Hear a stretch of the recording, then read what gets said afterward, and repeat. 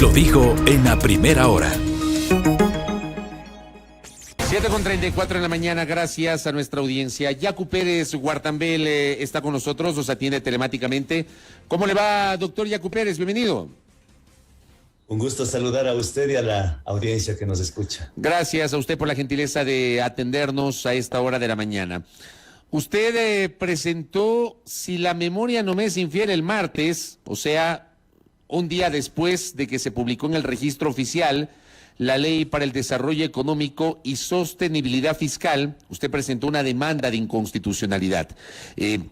Bríndenos detalles, explíquenos los detalles de esa demanda, doctor Yacu Pérez.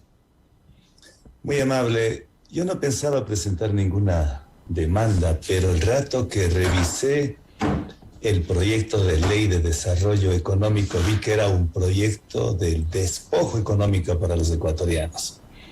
Vi una tabla que hoy los que ganan hasta $2,000 mensuales, pagan anualmente por impuesto a la renta $39. Con esta reforma ya no pagarán $39 anuales, sino pagarán $774. Los que ganen 2.500 pagarán $1.700 más. Los que ganen hasta $3.500 mensuales pagarán más de $2.212 adicionales a lo que pagan. Es decir, este es un golpe durísimo a la clase media, y la clase media es más del 60% de la población ecuatoriana.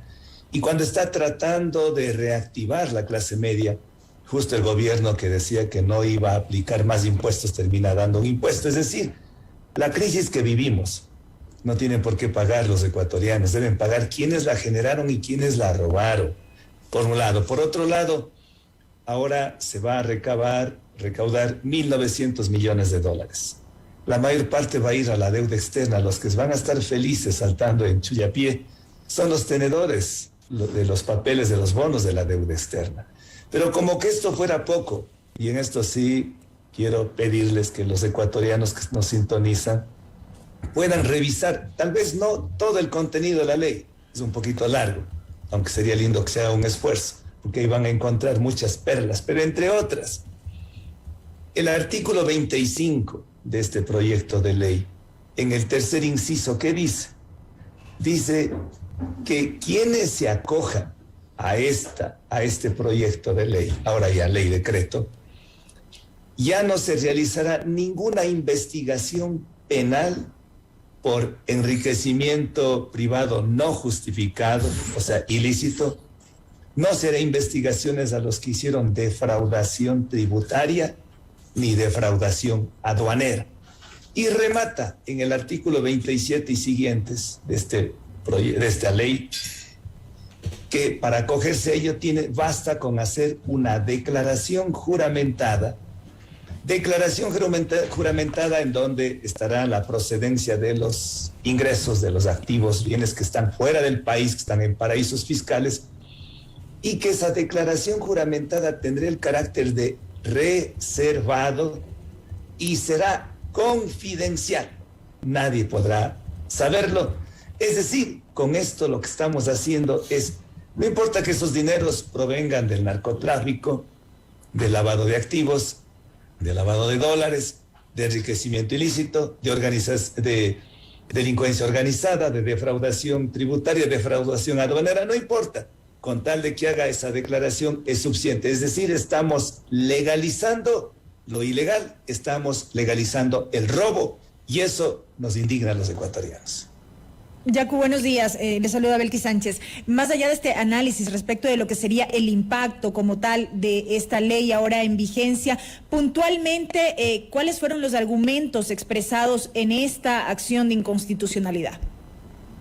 Gracias. El artículo 104 de la Constitución de la República permite que se ingrese al legislativo un proyecto de ley con el carácter de urgente, ley económica. Eso es lo que hizo el señor Guillermo Lasso. Pero es mandatorio el 140, en donde dice que el legislativo tiene 3 posibilidades: aprobar, modificar o rechazar. La moción que presenta el señor asambleísta Jiménez de la bancada del Gobierno Nacional, la moción es solicitando que aprueben el proyecto de ley. No tuvo los votos suficientes. Al no tener los votos suficientes, ese proyecto de ley se cayó. Fue denegada, fue rechazada, no fue aprobada. Entonces, la demanda nuestra es por la forma, porque ese proyecto de ley no fue aprobado, en consecuencia no puede entrar por el Ministerio de la Ley. Es cuestión solamente de revisar las actas, por un lado. Y por otro lado, también hemos presentado la demanda de inconstitucionalidad por el contenido, por el fondo. Y en el fondo es lo narrado anteriormente. Mientras Correcto. La Constitución de la República, el artículo 1 habla de que el Ecuador es un Estado constitucional de derechos. Es decir, no puede infringir la Constitución, el debido proceso y el artículo 140.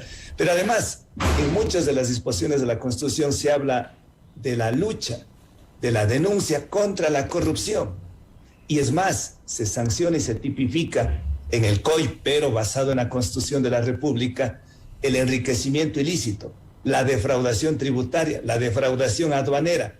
Y esta ley está resquebrajando, está fracturando, está violando expresas normas constitucionales que justamente están en contra de todo lo que es corrupción, lo que es enriquecimiento ilícito. Es decir, entonces ahí se encasilla perfectamente en estas disposiciones constitucionales que han sido violentadas con la aprobación de esta ley. Y algo más, porque muchos dicen, pero esto va a demorar muchos meses, 8 meses, 1 año quizás. No, amparados en lo que dispone la Ley Orgánica de Garantías Jurisdiccionales y Control Constitucional, hemos pedido que la Corte Constitucional, a más de declarar la inconstitucionalidad, pero al momento de admitir, es decir, al momento de calificar la demanda, pueda dictar una medida cautelar. ¿Cuál es la medida cautelar?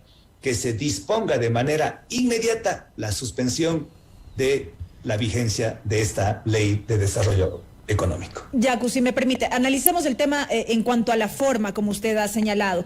En efecto, no hubo los votos para la aprobación, pero esos resultados no necesariamente implican de manera tácita una negación del proyecto.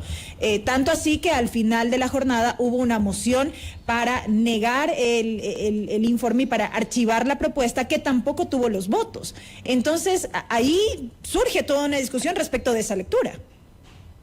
Surge una discusión innecesaria, porque, reitero, el 140 es absolutamente claro que tienen que... ¿En qué parte del artículo 140 de la Constitución existe la palabra archivo? No es necesario. Para otros proyectos puede haber, de acuerdo a lo que dispone la Ley Orgánica de la Función Legislativa, pero la Constitución tenemos que entender en su sentido literal, como dice la interpretación de la Constitución. Ahí no existe la palabra archivo. Simplemente es una falla de la presidenta de la Asamblea Nacional. Ella, cuando no se dio paso a la moción del asambleísta de gobierno, cuando no fue aprobada la propuesta de aprobar este proyecto de ley de desarrollo económico, lo que tenía que hacer es darlo por clausurada, porque ha sido considerada, porque ha sido tratada y porque ha sido votada, y porque no tuvo los votos que permiten la aprobación de esta ley. Simplemente tenía que dar por clausurada la sesión. No lo hizo, y ahí es donde entró un embrollo, y claro, después vino todo lo que pasó, incluso ya en términos políticos, de lo que se habla del tongo entre el partido del señor Guillermo Lasso y el partido del señor expresidente economista Rafael Correa, del pacto de la regalada gana, y todo de los que ya es voz populis en el país. ¿Usted cree, doctor Pérez, perdón que le interrumpa, ¿usted cree que hay un acuerdo por debajo de la mesa entre el gobierno del presidente Lasso y el grupo político del expresidente Correa? Yo presumo que sí lo existe, porque si nosotros revisamos de manera concentrada, rigurosamente, el contenido de la ley, ahí se van a legalizar, ojo, se van a legalizar los dineros mal habidos, los dineros, las fortunas adquiridas ilícitamente. Con el artículo 25 prácticamente se deja sin piso el artículo 298 del COIP, que habla precisamente de la defraudación tributaria. El momento en que entró en vigencia, con esto el señor Lasso puede legalizar sus dineros que tienen en offshore, es decir, en paraísos fiscales, y con esto pueden legalizar los nuevos ricos en la década del correísmo, que acumularon fortunas y que ellos simplemente ahora con una declaración juramentada podrían legalizar esos dineros, traer al Ecuador, ¿o no? Y de esa manera quedaría santificado. Yo creo que por ese lado no creo que sea una ingenuidad de parte de los 47 asambleístas, 47 cerebros que están en la bancada del correísmo, que se les vaya que sea un error. No creo que sea. Son personas inteligentes, personas que conocen. Es más, hay algunos asambleístas que ya fueron reelectos, otros que están ya, creo que tercera, bueno, son algunos años que han estado en la asamblea, pero que además han estado en la administración pública. No creo, pero ahí yo sí pienso, presumo, tengo la impresión de que hay un pacto, pero que ventajosamente los grandes penalistas, a mí me gusta revisarle a los grandes penalistas desde Beccaria, pasando por Enrico Ferri, por Garófalo y muchos, hablan que no hay crimen perfecto. Cualquier rato aparecerá a la luz del día este pacto de la regalada gana. Esto que acaba de señalar usted, ¿podría ser considerado inconstitucional en el fondo por parte de la Corte Constitucional, este tema que acaba de señalar de los dineros en el exterior y las presunciones que se han generado? ¿Esto podría ser justamente materia de una eventual declaratoria de inconstitucionalidad en el fondo del contenido de la ley, doctor? Yo estoy absolutamente convencido que la Corte Constitucional va a fallar con la declaratoria en su veredicto al final de la inconstitucionalidad de esta ley, de este decreto ley. Estoy absolutamente convencido. Si no es por la forma, va a ser por el contenido. Porque yo una vez más les imploro a los ecuatorianos, revisen el artículo 25. Es una apología del delito. Es una ley impresentable, es una ley que, perdóneme decir, es una vergüenza nacional, es premiarles a la gente que delinquió, a la gente que no pagar impuestos es un delito. Y no solamente esto, sino hay muchas perlas más. Más adelante se condona $2.000 millones a los empresarios morosos. Es decir, otra vez, igual que en el gobierno de Lenín Moreno, cuando se condonó $4.600 millones, ahora se va a condonar $2.000 millones a los empresarios morosos. ¿Qué incentivo les damos a los empresarios honestos que pagan los impuestos oportunamente, que no quieren tener deudas con el Estado? Pero a los empresarios morosos sí, o sea, se va a beneficiar ahí a las grandes multinacionales, mineras, petroleras, farmacéuticas, telefónicas. Es más, a las telefónicas se les va a dejar de cobrar un impuesto, se elimina el ICE, y esto hace que como $30 millones va a dejar de recaudar el Estado ecuatoriano. Ahí sí me nace una tristeza gigante ver que en los hospitales no hay paracetamol, ver que los enfermos con pacientes con enfermedades catastróficas no tienen medicamentos, ver esas lágrimas en los ojos de aquellos, ver la desnutrición crónica de nuestros niños, ver los jóvenes frustrados de no poder ingresar a las universidades, ver miles de familias que huyen del país buscando el sueño americano, europeo, en fin, y saber que acá, en vez de luchar contra la corrupción, en vez de ponerle mano dura a los evasores, que de acuerdo a la Comisión Económica para América Latina y el Caribe, la CEPALA, una institución seria, dice que en el Ecuador cada año se dejan de cobrar $7.600 millones. $7.600 millones. Si queremos dineros frescos para el Ecuador, ¿para qué cargarles a la clase media, a los ecuatorianos? Luchemos contra la corrupción, hagamos ahí una minga contra la corrupción.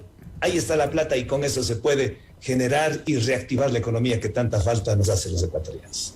¿Qué opinión le merece las intenciones de impulsar una derogatoria de esta ley? Es válida también. Algunos abogados han dicho que no es constitucional, no recuerdo la disposición, no sé si es el 171 o el 300, en concordancia con 320 parece de la Constitución. Pero el artículo 140 en su último inciso dice: esta ley en cualquier tiempo podrá ser derogada o modificada. Yo creo que esta ley debería ser derogada para ser, porque lo que comienza mal termina mal, y en el peor de los casos debería ser modificada. Y yo estoy de acuerdo en que debe haber una reforma tributaria, pero una reforma tributaria en la que los que tienen más aporten más y los que tenemos menos aportemos menos. Y sobre todo a la clase media no hay que pauperizarlo, a la clase media hay que motivar. Si nadie está con un odio de clase, nadie está con un odio a los ricos, no. Por el contrario, que los ricos hagan fortuna ilícitamente, perfecto, pagando impuestos, perfecto, de eso se trata. Pero creo que así como está concebido esta ley no es constitucional, no es ética, no es el ejemplo para el país. Ya van a ver, porque aquí se está diciendo que se está buscando la atracción de los inversionistas. Podrían venir los inversionistas, pero aquellos que hicieron negocios ilícitos, pero aquellos inversionistas, aquellos empresarios honestos, viendo esta ley, yo creo que más bien lejos de atraerles vamos a ahuyentar. Usted, doctor Yacu Pérez, ya no es parte de Pachacutic, pero obviamente mira el desenvolvimiento de la política. Quiero preguntarle cómo ha visto usted la actuación del movimiento Pachacutic y de su bancada sobre el trámite de esta ley en la Asamblea. Pues ya no soy, por eso no estoy respirando por la herida y valoro, y ojalá puedan ellos cumplir un papel que reivindique. Hasta aquí creo que no es Yacu Pérez, es la población que lo ve con deficiencias. Vemos que no logran mejorar en las encuestas, la opinión pública no está de acuerdo, porque ahora mismo mire usted el momento en el que se vota por el archivo de la Ley de Desarrollo Económico, la ley orgánica, quienes se abstienen es UNES, la bancada de UNES, y algunos asambleístas de Pachacuti, incluida la señora presidenta de la Asamblea. Ahí vemos que a las claras hay un acuerdo con el gobierno, un acuerdo no formal, un acuerdo no público, un acuerdo secreto, como ahora se habla mucho de los secretos, de las confidencialidades, que todo lo que es eso secreto huele mal. Precisamente eso fue el detonante para yo dejar Pachacuti con sentimientos cruzados, pero soy amigo de mis amigos, pero más de la verdad. Y en eso, no se puede negociar. Uno tiene que ser inclaudicable en la ética, la honestidad, y no puede renunciar siquiera a estos postulados que tanto hablamos. Nosotros hablamos de la tercera vía, ni Lazo ni Correa, ni el extractivismo del progresismo de la izquierda, el autoritarismo, ni el modelo neoliberal del banquero, que hemos visto la tragedia que pasó con Macri en Argentina, la tragedia que está pasando con Piñera en Chile, la tragedia que pasó en Portugal con la aplicación a rajatabla del modelo neoliberal, y de lo que va a pasar acá. Por eso rescatamos la tercera vía, el ecofeminismo, y por eso tuvimos la necesidad ahora de fundar este movimiento ecofeminista, el movimiento del agua. Pero ustedes plantearon el nulo ideológico, doctor. ¿No fue un error esa postura en segunda vuelta electoral? Yo creo que no, porque para nada. Podemos tener muchas críticas, pero ese nulo, lo que nunca antes, tuvo una aceptación enorme de 2 millones de ecuatorianos que votaron por el nulo, porque no estamos de acuerdo con la corrupción de los 10 años, ni la corrupción de Moreno, ni tampoco estamos de acuerdo con la corrupción del actual gobierno, de los Pandora Papers. No estamos de acuerdo, porque si hay esperanza, no nos podemos encasillar solamente en dos opciones. Realmente la opción preferencial de los pobres es la tercera vía, la vía de la esperanza, la vía de los sueños, la vía de la gente que busca luchar en contra de la corrupción, y debe ser la honestidad, la ética, la coherencia. Tiene que ser el pilar y a la vez tiene que ser el horizonte hacia donde vamos. No podemos aquí decir, bueno, vamos a ser medio honrados. No, o somos honrados o no somos honrados, o somos corruptos o no. Entonces, aquí no puede haber medias tintas, no puede haber medio ladrón, medio honrado, medio corrupto. No, no. Aquí o es corrupto o no es corrupto, o es honesto o no es honesto. Por eso la tercera vía, por eso la necesidad de la tercera vía. Y creo que esto es un impulso, una luz que al final del túnel aparecerá en el horizonte, y nosotros siempre soñamos en esta utopía del nuevo día, del nuevo sol, del nuevo amanecer. A propósito del impulso de este nuevo movimiento, ¿cómo avanza el proceso de registro? ¿En qué etapa se encuentran? Estamos ya a la vuelta de la esquina, digo yo, de aquí a seccionales. Asumo que tendrá alguna aspiración en ese sentido, o quizá proyectarse para las presidenciales de 2025. Bueno, y antes incluso de las presidenciales del 2025, la idea es participar en las seccionales del 23. Hemos presentado esta solicitud ante el Consejo Nacional Electoral.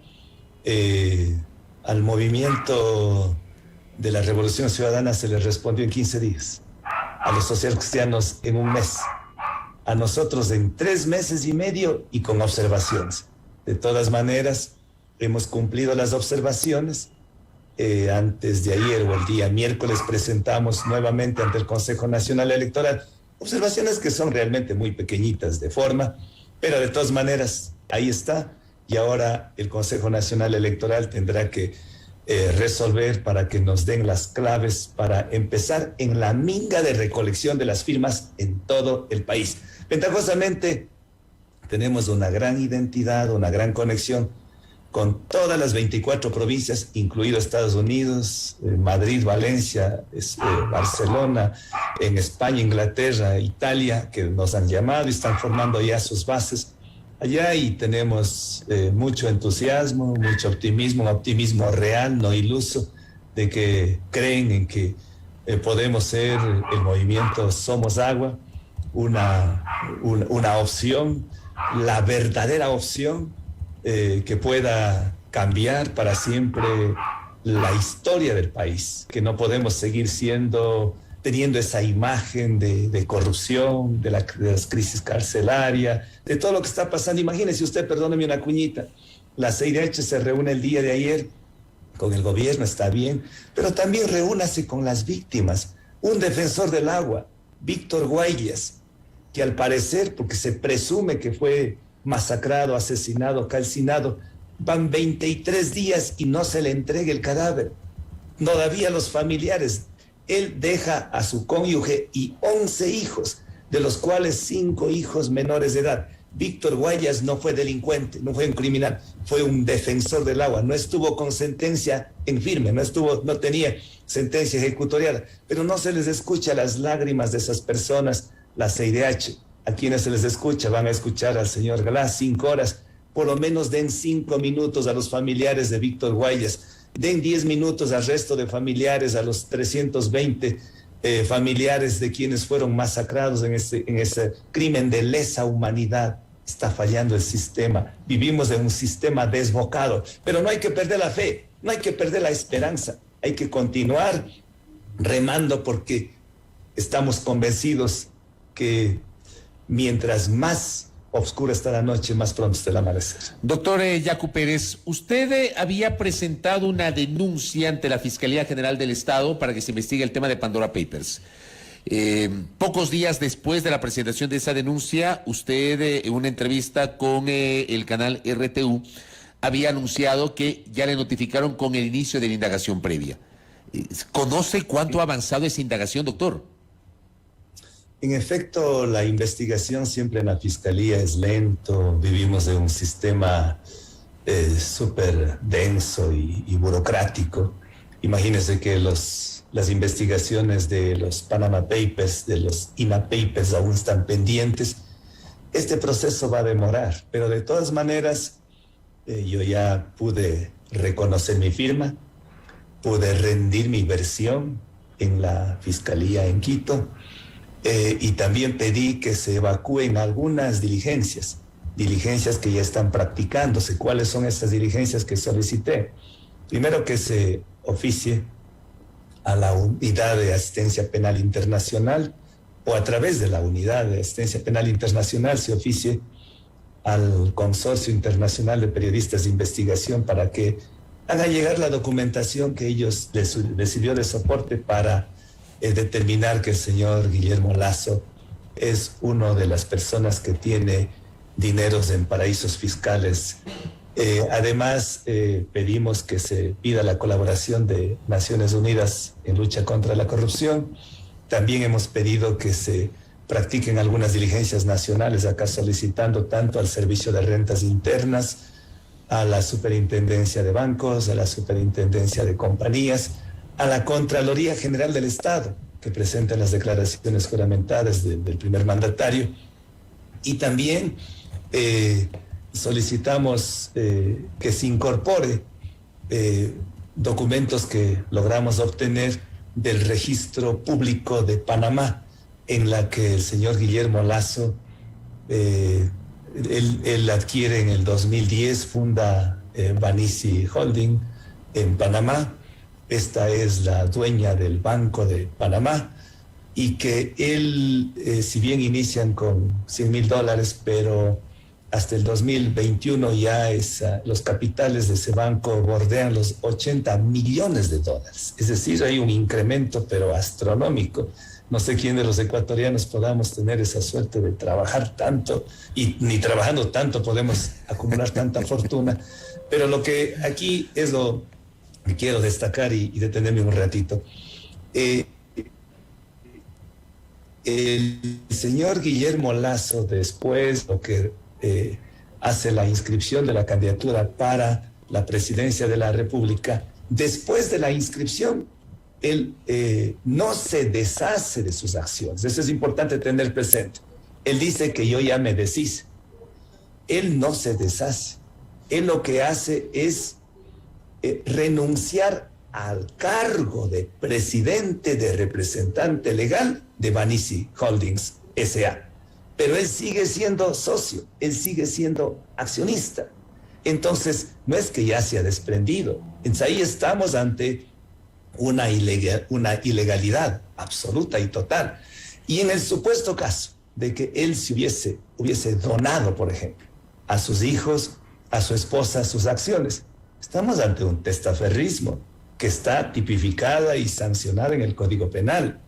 Y si él donó, o él vendió o transfirió, hay que preguntar, ¿cuánto pagó de impuestos por concepto de herencias, legados y donaciones? Si él vendió, ¿cuánto pagó impuestos por transacciones? Entonces hay que ver ahí. Y por todos los lados, yo le veo muy, pero muy difícil que él pueda salirse de este enredo jurídico que más temprano que tarde va a ser responsable de sus actuaciones ilegales, ilícitas, y claro, ya está con el poder, podrá pues enervar, dilatar el proceso. Pero si esta es una investigación que lo trae 600 investigadores con la revisión de más de 12 millones de documentos de los diarios más importantes del planeta, o sea, para que hagan esta investigación no es juego de niños, no es una investigación cualquiera. Y haber aparecido ahí, que incluso el presidente de Chile está afrontando una situación similar, un juicio político, sino que aquí lastimosamente se vio muy vinculado con el tema político, y allá no entró el tema de la justicia, sino la venganza del cobro de cuentas. Eso está mal, y creo que ahí se precipitaron, y la Asamblea Nacional, sobre todo la Comisión, dicen que hicieron un informe, después incorporaron otros datos, después otros documentos, y ahí se complicó y por ahí cayó en desgracia. Pero el papel que va a cumplir en la Fiscalía y que vamos nosotros a seguir aportando, investigando, va a ser una investigación seria, diáfana, técnica, jurídica, en donde ojalá no se involucre el tema político electoral, sino tema estrictamente de una investigación penal rigurosa, seria, honesta, objetiva, que vean los ecuatorianos, y creo que eso va a ser el horizonte, y más temprano que tarde saldrá a la luz pública todas las travesuras que se hizo. Reitero, nadie roba ante notario público, pero a la vez no hay crimen perfecto. Siempre quedan indicios serios de responsabilidad y eso tarde que temprano llegará. Y solamente para cerrar, en honor al tiempo, doctor Pérez, el presidente de la Comisión de Fiscalización, Fernando Villavicencio, presentó un informe de forma independiente al que elaboró la Comisión de Garantías Constitucionales, señalando que no hay tal, tal distorsión que se le ha atribuido al hoy presidente, entonces candidato, respecto de sus inversiones, bienes, recursos domiciliados en paraísos fiscales. Él dice que no hay tal. Igualmente hay un informe de minoría suscrito por 2 asambleístas, por el primer vicepresidente de la Asamblea, Virgilio Saquicela, y por el legislador Gruber Zambrano, que aseguran que en cambio, y en la misma línea, que no existe ningún tipo de delito o omisión o abuso por parte del presidente Lasso. ¿Cómo ve usted, en cambio, esta otra parte, ¿no? Porque tenemos por un lado el informe de la comisión y por otro lado estos otros 2 documentos en el tema Pandora. Bueno, yo entiendo que tanto el asambleísta Fernando Villavicencio como el asambleísta Saquicela y el otro son bastante afines al presidente, el señor Guillermo Lasso, y quizás eso les haga que tengan un sesgo para ser objetivos en la investigación. Un poco me preocupa de Fernando Villavicencio, que ha hecho aportes importantísimos al país y está investigando y luchando contra la corrupción.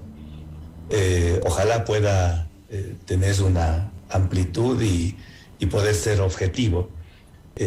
Yo no estoy en la comisión, no soy asambleísta, pero de la simple lectura de los documentos, como abogado que soy, penalista, que conozco el tema con un poco más de 25 años de experiencia, o sea, ahí hay indicios serios de responsabilidad penal.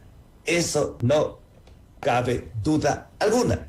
Eso es absolutamente claro. Es como 2 más 2 es 4. No se puede de ninguna manera tratar de dorar la píldora, de maquillarles todo. Y precisamente por eso, para que no haya